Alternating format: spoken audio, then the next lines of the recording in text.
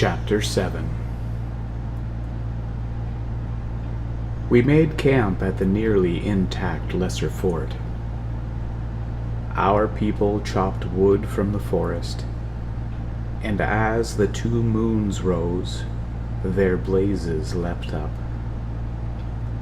Men sat close, faces picked out of darkness by the homely, unrestful light, waiting for the stew pots to be ready. Horses cropped the native grass without enjoying its taste. The captured Wurzgeriks huddled together under guard of pikemen. They were stunned. This did not seem possible. I felt almost sorry for them, godless and cruel though their dominion was. Sir Roger summoned me to join his captains, who were camped near one of the gun turrets. We manned what defenses were available against expected counterattack, and tried not to wonder what new frightfulness the foe might have in their armory. Tents had been erected for the more well-born ladies. Most were abed, but Lady Catherine sat on a stool at the edge of the firelight. She listened to our talk, and her mouth was drawn into bleak lines. The captains sprawled, weary, on the ground. I saw Sir Owain Montbell idly thrumming his harp, scarred. Fierce old Brian Fitzwilliam, the 3rd of the 3 knighted men on this voyage. Big Alfred Edgerson, the purest of Saxon franklins. Gloomy Thomas Bullard, fingering the naked sword on his lap. Red John Hayward, shy because he was the lowest born of them all. A couple of pages poured wine. My Lord Sir Roger, the Unbendable, was on his feet, hands clasped behind his back. Having removed his armor like the others, while leaving his clothes of pride in their chest, he might have been the humblest of his own sergeants. But then one saw the sinewy, jut-nosed face and heard him talk, and spurs jingled on his boots. He nodded as I came into view. "Ah, there, Brother Parvis. Sit down and have a stoop. You've a head on your chine, and we need all good reeds tonight." A while longer he paced, brooding. I dared not interrupt with my dreadful news. A medley of noises in the dark deepened its twinned-mooned underness. These were not frogs and crickets and nightjars of England. Here was a buzz, a saw-toothed hum, an inhumanly sweet singing like a lute of steel. And the odors were alien too, which disturbed me even more. "Well," said my lord, "by God's grace we've won this first encounter.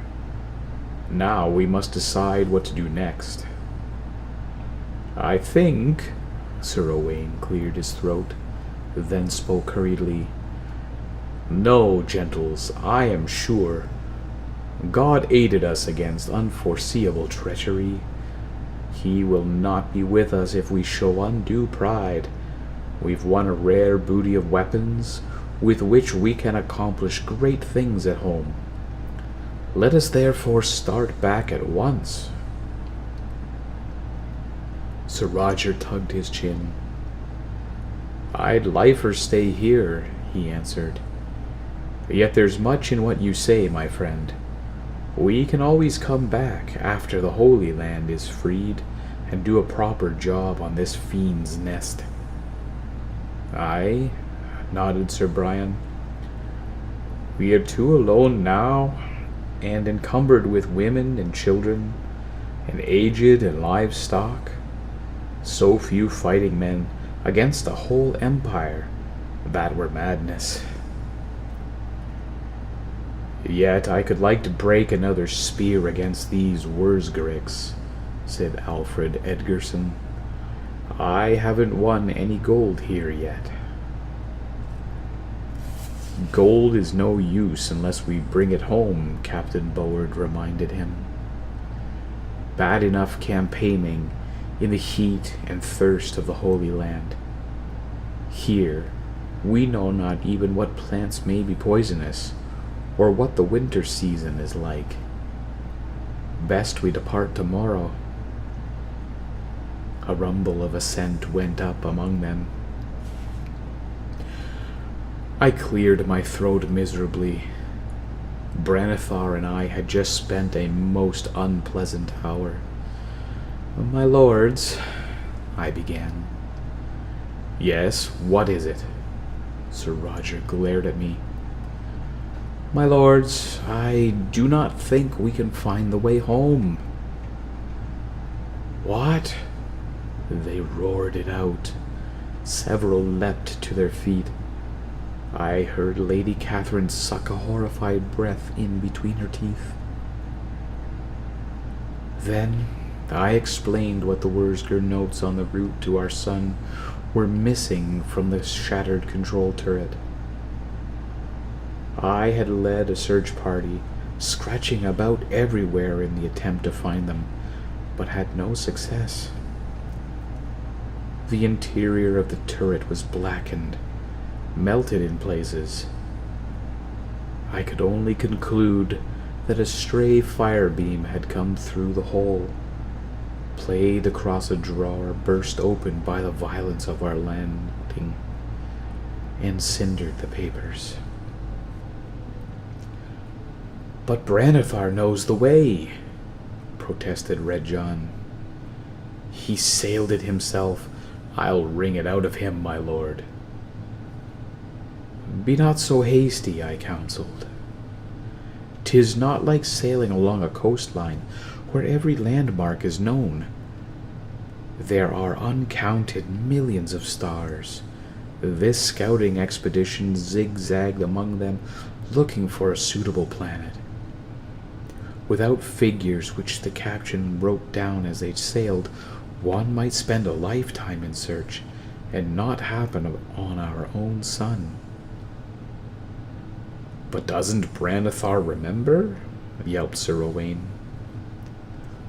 "Remember 100 pages of numbers?" I responded.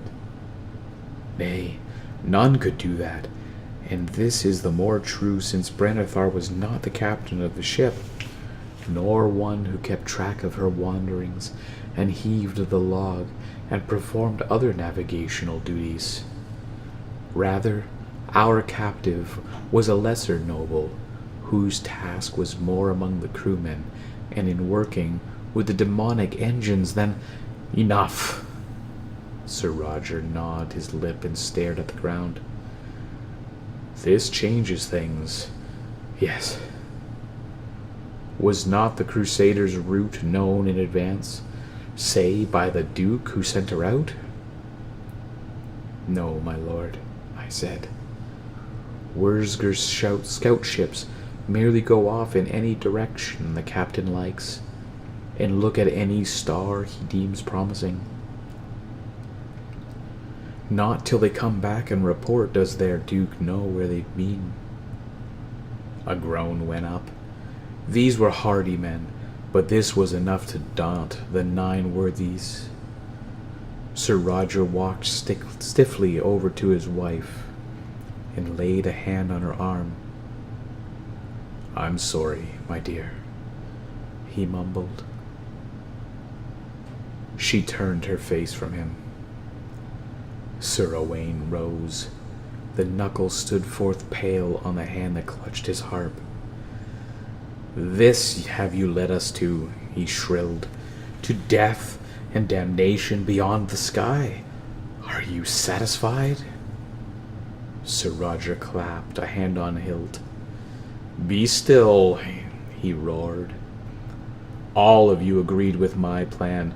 Not a one of you demurred. None were forced to come. We must all share the burden now, or God pity us. The younger knight muttered rebelliously, but sat down again. It was awesome how swiftly my lord rebounded from dismay to boldness. Of course, it was a mask he put on for the others' benefit. But how many men could have done that much? Truly, he was a peerless leader.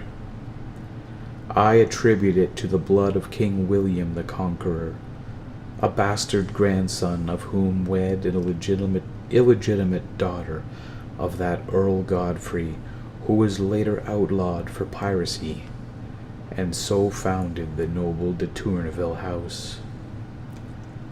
Come, now, said the Baron with a degree of cheerfulness.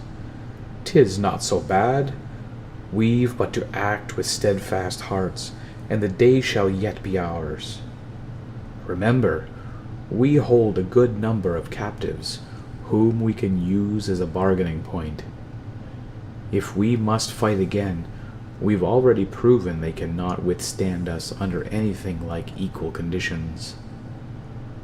I admit there are more of them, and that they have more skill with these craven hell weapons. But what of that? 'Twill not be the first time brave men properly led have driven a seemingly stronger army from the field. At the very worst, we can retreat. We have sky ships enough, and can evade pursuit in the trackless deeps of space. But I'm fain to stay here, bargain shrewdly, fight where needful, and put my trust in God. Surely he who stopped the sun for Joshua can swat 1,000,000 Wurzgeriks if it pleases him, for his mercy endureth forever. After we've wrung terms from the foe, we'll make them find our home for us, and stuff our ships with gold. I say to you, hold fast, for the glory of God, for the honor of England, and for the enrichment of us all. He caught them up, bore them on the wave of his own spirit, and had them cheering him at the end. They crowded close, hands on his hands, above his great shining sword, and swore to remain true till the danger was past. Thereafter, an hour went in eager planning, most of it, alas, wasted, for God seldom brings things to pass which man expects. And finally all went to their rest. I saw my lord take his wife's arm to lead her into his pavilion. She spoke to him, a harsh whisper. She would not hear his protests, but stood there denouncing him in the enemy night. The larger moon, already sinking, touched them with cold fire. Sir Roger's shoulders slumped. He turned and went slowly from her, wrapped himself in a saddle blanket, and slept in the dews of the field. It was strange that a man among men was so helpless against a woman. He had something beaten and pitiful about him as he lay there. I thought it boded ill for us.